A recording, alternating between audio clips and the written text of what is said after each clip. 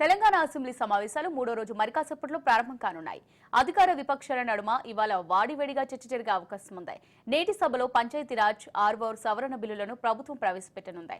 Tourism పాలసీపై కూడా సభలో చర్చ జరిగే అవకాశం ఉంది. మరోవైపు లగచర్ల రైతులకు బేడీల అంశంపై బీఆర్ఎస్ చర్చకు పట్టుబడుతోంది. ఈ నేపథ్యంలో నేటి సభలో మరోసారి దుమారం కొనసాగే అంశం ఉంది.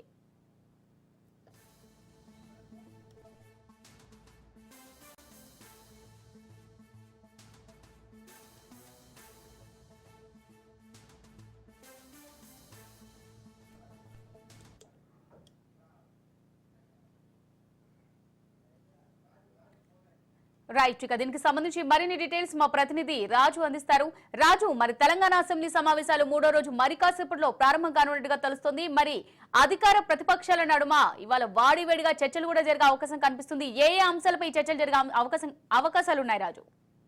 అమూల్య, ముఖ్యంగా మూడో రోజు అసెంబ్లీ సమావేశాలు మరి కాసేపట్లోనే ప్రారంభం కాబోతా ఉన్నాయి. దీనికి సంబంధించి ఇప్పటికే అధికార ప్రతిపక్షాల మధ్య ఈ రోజు మాటలు యుద్ధం కొనసాగుతా ఉందని చెప్పేసి మనం చెప్పొచ్చు. ఎందుకంటే గత 2 రోజులు కూడా చూసాం. 2 రోజులు కూడా టీఆర్ఎస్ కావచ్చు, ఇటు అధికార కాంగ్రెస్ కావచ్చు, ఈ 2 పార్టీల మధ్య మాటల యుద్ధం అయితే కొనసాగింది. దీనికి సంబంధించి ఇప్పటికే రాష్ట్ర ప్రభుత్వం అయితే నిన్న బీఎస్సీ సమావేశం నిర్వహించిన తర్వాత ఈ రోజు బీఎస్సీ సమావేశానికి సంబంధించిన నిర్ణయాలు ఏవైతే ఉన్నాయో దాన్ని టేబుల్ చేస్తారు. ముఖ్యమంత్రి రేవంత్ రెడ్డి సభలో ప్రవేశపెడతారు. అసలు ఎజెండా ఏంటి, అందులో తీసుకున్న నిర్ణయాలు ఏంటి అని చెప్పేసి ఈ రోజు సభలో ప్రవేశపెడతారని చెప్పేసి తెలుస్తుంది. ముఖ్యంగా సభ ప్రారంభం కాగానే ప్రశ్నోత్తరాల సమయం ఉంటుందని చెప్పేసి కూడా ఇప్పటికే అసెంబ్లీ కార్యదర్శి అయితే వెల్లడించడం జరిగింది. అదేవిధంగా ప్రశ్నోత్తరాల తర్వాత బీఎస్సీలో తీసుకున్న నిర్ణయాలు అసెంబ్లీలో ప్రవేశపెట్టడం తర్వాత తెలంగాణ వాణిజ్య ప్రోత్సాహక 7వ వార్షిక నివేదిక 2020-2021 సంబంధించిన వార్షిక నివేదికను మంత్రి శ్రీధర్ బాబు అసెంబ్లీలో ప్రవేశపెడతారని చెప్పి తెలుస్తా ఉంది. అదేవిధంగా 3 ముఖ్యమైన బిల్లులు ఈ రోజు ప్రవేశపెడతారని తెలుస్తాం. స్పోర్ట్స్ యూనివర్సిటీ బిల్లు, యూనివర్సిటీల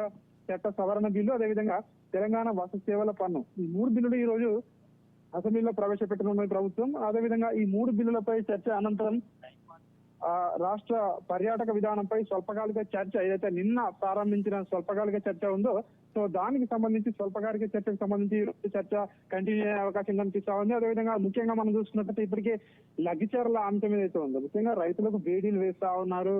ఆ రైతులకు బేడీలు వేసి భూసేకరణ అయితే ఉందో బలవంత భూసేకరణ చేస్తా ఉన్నారని చెప్పేసి బీఆర్ఎస్ అయితే ఆరోపిస్తా ఉంది. అదేవిధంగా 6 గ్యారంటీలపై ఖచ్చితంగా రాష్ట్ర ప్రభుత్వం ఏదైతే అమలు చేయడంలో ఫెయిల్ అయింది, వాటికి చట్టబద్ధత కల్పించడంలో కాంగ్రెస్ ప్రభుత్వం ఫెయిల్ అయిందని చెప్పి బీజేపీ అయితే ఈ రోజు ప్రివిలేజ్ మోషన్ ఇవ్వడానికి అయితే బీజేపీ ఎమ్మెల్యేలు అయితే సిద్ధమయ్యారు.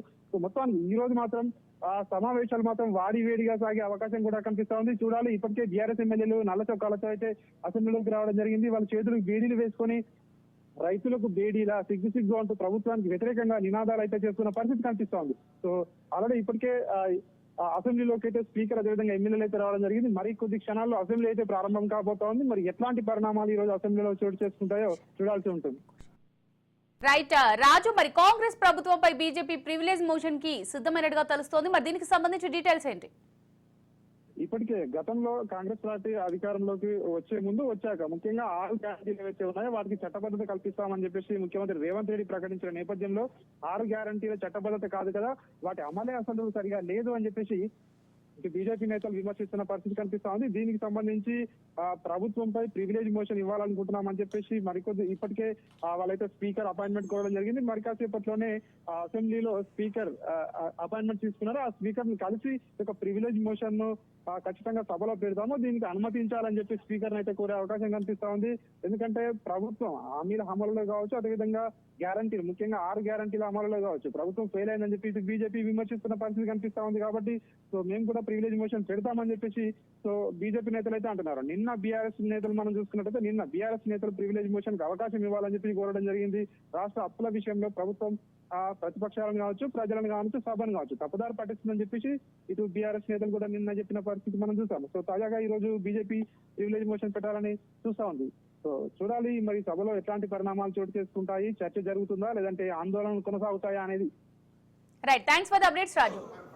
రైతులకు బేడీలో సిగ్గు సిగ్గు, రైతులకు బేడీలో సిగ్గు సిగ్గు.